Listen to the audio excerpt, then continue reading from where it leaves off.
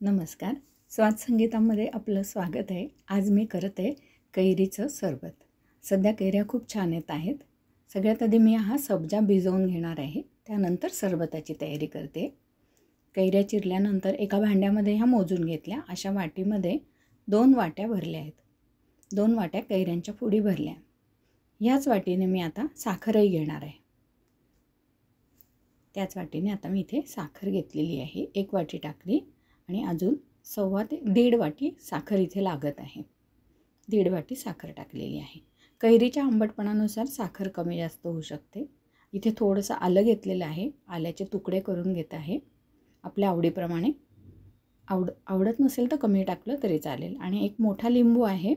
याच्या मी 2 फोडी करते आहे आणि सर्वात पहिले फक्त एकच फोड वापरणार आहे. नंतर चवीनुसार दुसरी फोड घेणार आहे.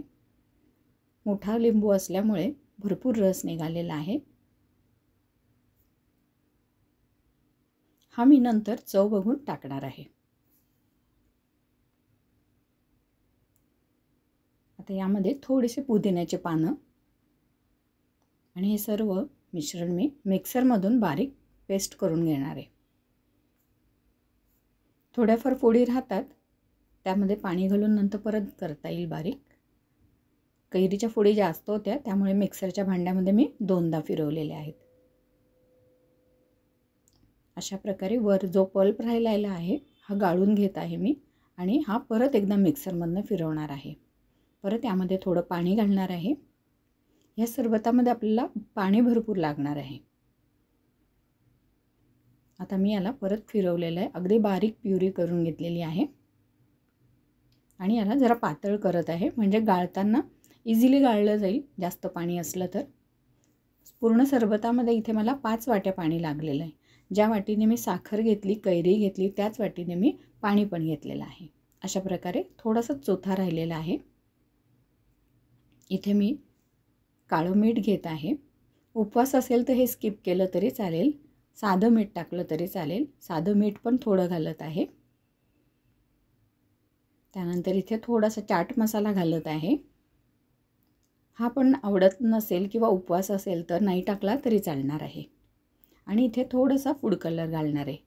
फूड कलर पण ऑप्शनल आहे, पण हिरवा रंग हा जरा दिसायलाही डोळ्यांना छान दिसतो. डोळ्यांना छान दिसलं म्हणजे आपल्याला इथे टेम्पटिंग वाटतं.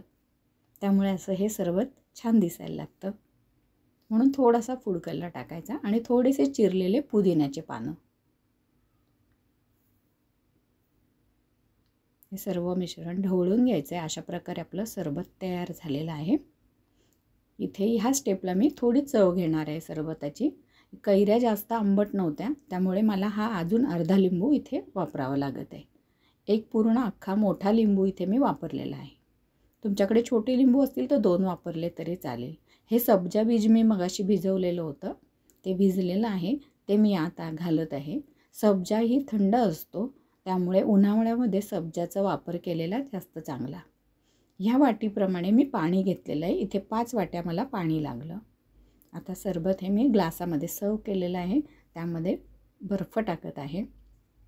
अशा प्रकारे थंडगार असं सरबत तयार झालेलं आहे. कैरी ही थंड गुणधर्माची असते त्यामुळे उन्हाळ्यात कैरी खाणं खूप छान. आणि त्या सरबत अशा प्रकारे थंड गुणधर्म असलेलं हे थंडगार सरबत तयार झालेलं आहे. रेसिपी आवडल्यास लाईक आणि शेअर करा आणि सबस्क्राईब नक्की करा. धन्यवाद.